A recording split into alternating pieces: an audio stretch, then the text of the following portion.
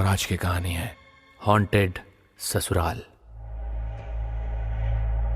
दोस्तों, शादी के बाद दुल्हन ससुराल जाती है और वही ससुराल उसका घर बन जाता है। लेकिन बहुत से किस्से ऐसे भी होते हैं जहां पर ससुराल एक बहू के लिए उसकी मौत की वजह बन जाता है। आज मैं आपको कहानी सुनाने वाला हूं माया की, और उसका ससुराल भूतिया ससुराल था। माया बहुत ही सुंदर लड़की थी। उसकी सुंदरता के चर्चे उसके कॉलेज में और उसके आस पड़ोस में भी थे। कॉलेज का हर लड़का चाहता था कि वो माया का पति बने, मगर माया अपना दिल राहुल पर हार बैठी थी। राहुल भी उससे बहुत ज्यादा प्यार करता था। माया जल्द से जल्द राहुल से शादी करना चाहती थी। एक दिन गार्डन में माया ने शादी की बात राहुल के सामने रखी थी। देखो राहुल, हम दोनों को ऐसे ही छुप छुप कर मिलते हुए 2 साल से ज्यादा वक्त हो गया। अब तो पापा भी मेरी शादी करने की जिद करने लगे हैं। अगर तुमने कुछ नहीं किया ना, तो बहुत जल्दी मेरी शादी कहीं और हो जाएगी। माया, ऐसा मत कहो यार। अगर ऐसी बात है तो आज रात ही मैं तुम्हारे घर आ जाऊंगा। और राहुल उस रात माया के घर पहुंच गया उसका हाथ मांगने के लिए। राहुल एक अमीर घर से ताल्लुक रखता था और माया एक मीडियम क्लास फैमिली से थी। माया के पिताजी अपाहिज थे। उनकी पेंशन से ही उनके घर का खर्चा चलता था।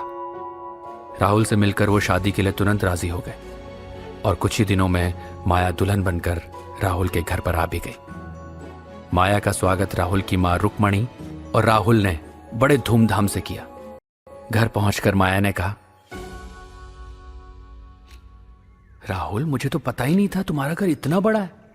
थैंक यू माया, लेकिन अब ये सिर्फ मेरा ही नहीं बल्कि तुम्हारा भी घर है, क्योंकि जो मेरा है वो सब तुम्हारा है।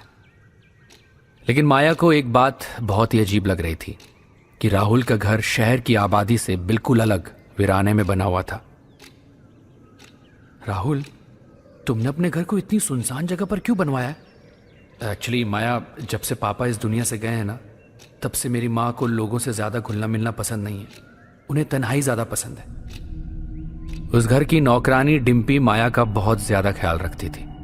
कुछ ही दिनों में माया गर्भवती हो गई। लेकिन माया जब से उस घर में आई थी तब से उसके मन में एक अजीब सा डर सताया रहता। कभी कभी अचानक से वह चौंक जाती और कभी कभी उसे ऐसा लगता जैसे कोई उसके पीछे खड़ा हो। और सबसे अहम बात, माया की शादी को 3 महीने से ज्यादा हो चुके थे, मगर कभी भी वो राहुल से अपने घर जाने की जिद करती तो राहुल बड़ी खूबसूरती से उसे टाल देता। और एक दिन माया डिम्पी से बोली, डिम्पी, राहुल मेरा बहुत ख्याल रखते हैं, लेकिन जब भी मैं राहुल से अपने घर जाने की जिद करती हूँ तो वो कोई ना कोई बहाना बनाकर टाल देते हैं। आप गर्भवती हैं ना राहुल जी, शायद वो नहीं चाहते उनके बच्चे पर कोई असर पड़े। उन्हें आपका बहुत ज्यादा ख्याल है भाभी। अपनी नौकरानी डिम्पी की बात पर माया फीकी मुस्कुराहट के साथ वहां से उठकर चली गई। माया के दिल में बहुत कुछ चल रहा था, मगर वो चाहकर भी डिम्पी से अपने दिल की बातें नहीं कर पाई। शाम को माया उदास अपने घर की छत पर खड़ी हुई थी। तभी आसमान में भयानक काली घटा छा गई और जोरों से बारिश होने लगी। तभी एक काली परछाई माया की आंखों के सामने से बड़ी तेजी से गुजरकर नीचे की ओर चली गई। उस परछाई की आंखें बेहद खौफनाक थीं। माया तुरंत अपने रूम में आ गई। अचानक उसे अपने पेट में हलचल सी महसूस हुई। माया ने जब अपने पेट पर गौर किया तो उसे महसूस किया कि उसका पेट बहुत निकल आया था, जैसे उसका गर्भ 9 महीने का हो। तभी कमरे में राहुल आ गया। क्या हुआ माया, अपने पेट को क्यों देख रही हो? माया डरते हुए कपकपाई हुई आवाज में बोली, मैं जब छत पर खड़ी थी तो मेरा पेट नॉर्मल था, मगर अचानक मौसम खराब हो गया और मैंने एक भयानक परछाई देखी। मैं डरकर अपने कमरे में चली आई और तभी अचानक देखा मेरा पेट खुद ब खुद बढ़ गया। माया की बात पर राहुल रहस्यमय अंदाज में मुस्कुराते हुए बोला, तुम्हारा वहम होगा माया, पर हाँ, किसी किसी की प्रेगनेंसी में पेट इतना ही बड़ा हो जाता है, टेंशन मत लो। राहुल की बात पर माया का गुस्सा 7वें आसमान पर पहुंच गया। ये क्या बोल रहे हो तुम राहुल? मुझे अभी डॉक्टर के पास जाना है। राहुल, बहुत हो गया। जब से मेरी शादी हुई है मैं पापा के पास भी नहीं गई हूँ। तुम हमेशा कोई ना कोई बहाना बनाकर टाल देते हो। कभी कभी तो ऐसा लगता है जैसे मैं यहाँ कोई कैदी हूँ। माया की बातें सुनकर माया की सास कमरे में आ जाती है और उन्होंने रहस्यमय अंदाज में राहुल की ओर देखकर कहा, राहुल, तुम्हें कल सबसे पहले एक काम करना है। कल माया को उसके घर पर लेकर जाकर उसके पापा से मिलवा कर लाना है, समझे? फिर रुक्मणी माया की ओर देखकर बोली, आज मौसम खराब है बेटा, आज रात बस इंतजार कर लो, कल हम तुम्हें डॉक्टर के यहाँ भी ले जाएंगे और तुम्हारे पापा के यहाँ भी, ठीक है? गुस्से में माया बिस्तर पर जाकर लेट कर सो गई। तभी आधी रात में उसकी आंख बिजली कड़कने की आवाज से खुल गई। उसने देखा उसका पति राहुल बिस्तर से गायब था। चारों ओर अंधेरा फैला हुआ था। माया ने घबराकर तुरंत कैंडल जला ली।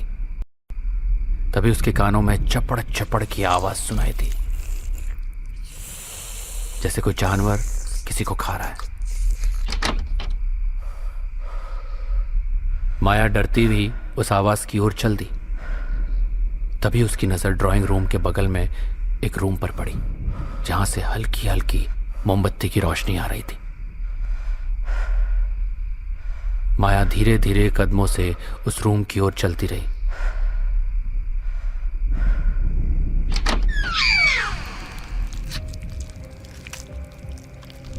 मगर जैसे ही उसने दरवाजा खोला तो सामने का खौफनाक मंजर देखकर उसके हलक से जोरदार चीख निकल गई।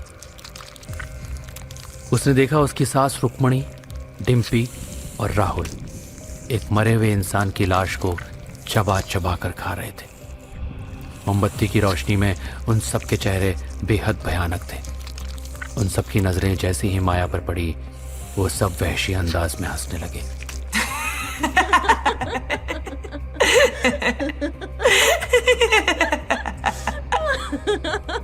माया वहीं बेहोश हो गई। उसकी जब आंख खुली तो उसने खुद को उसी कमरे के फर्श पर लेटा हुआ पाया। रुक्मणी, डिम्पी और राहुल चारों तरफ उसे घेरे हुए खड़े हुए थे। माया ने उठना चाहा लेकिन वो हिल भी नहीं सकी।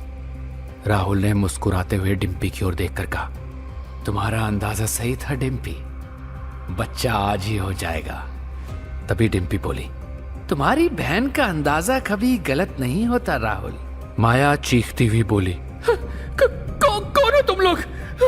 और डिम्पी, तुम राहुल की बहन हो? माया ने इतना कह दिया था कि अचानक उन सब के चेहरे फिर से भयानक हो गए। माया डर के कांपने लगी। डिम्पी ने एक शैतानी हंसी हंसते हुए माया से कहा, हाँ माया, मैं राहुल की बहन हूँ, नौकरानी नहीं। और तुम यहाँ पर राहुल की पहली पत्नी नहीं हो। राहुल ने न जाने कितनी शादियां की हैं। लेकिन तुम सब मुझसे क्या चाहते हो? तभी रुक्मणी बोली, कुछ नहीं, हम सिर्फ तुम्हारा बच्चा चाहते हैं जो बस होने ही वाला है। ये क्या बोल रही हैं आप? तुम्हारे पेट में भूतिया अंश है माया, और भूतिया अंश कुछ ही महीनों में बड़ा हो जाता है। तुम्हारा बच्चा हम तीनों की खुराक है। हम तीनों बहुत सालों से अपने ही बच्चे खाकर जिंदा रहते हैं। तभी राहुल ने एक बड़ा सा चाकू उठाया और बोला, अब मुझसे सब्र नहीं होता माँ, मुझे इस बच्चे को अभी खाना है। ना ना ना ना ना ना बेटा, ऐसा करने की सोचना भी मत। याद रखना, इस बच्चे को हमें जिंदा खाना है, वो भी तब जब ये दुनिया में आ जाए। अगर गलती से भी इस बच्चे को इसकी माँ के पेट के अंदर ही कुछ हो गया ना, तो शैतान हमसे नाराज हो जाएगा और हम सब खत्म हो जाएंगे। माया समझ गई थी कि वो शैतानों के चंगुल में फंस चुकी है। यहां से उसका जिंदा निकलना लगभग नामुमकिन है। वो मन ही मन में भगवान को याद करने लगी और अपनी पूरी ताकत लगाकर राहुल के हाथ से चाकू छीनने लगी। जैसे ही उसने राहुल के हाथ से चाकू छीना, रुक्मणी चीख कर बोली, नहीं, ऐसा मत करना माया, अगर तुम ऐसा करोगी तो हम सब मारे जाएंगे। ऐसा करना बहुत जरूरी है, मेरे बाद न जाने कितनी लड़कियों को फंसाकर तुम सब उसे मारोगे। इससे तो अच्छा है कि तुम सब आज ही मर जाओ। इतना कहकर माया ने अपने ही पेट में चाकू घुसा लिया।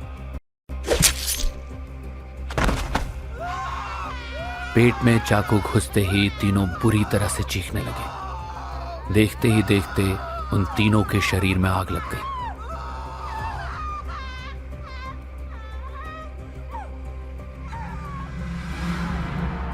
और वो धुआं बनकर उड़ गए। माया ने एक विजयी मुस्कान के साथ वहीं पर दम तोड़ दिया। और इस तरह माया का अंत हो गया। लेकिन जाते जाते माया इंसानियत पर एक बहुत बड़ा उपकार करके चली गई। उसे पता था कि वो किसी कीमत पर नहीं बचेगी, लेकिन फिर भी उसने हिम्मत नहीं हारी और जाते जाते उन सबको मारकर चली गई जो शैतानी आत्माएं थी।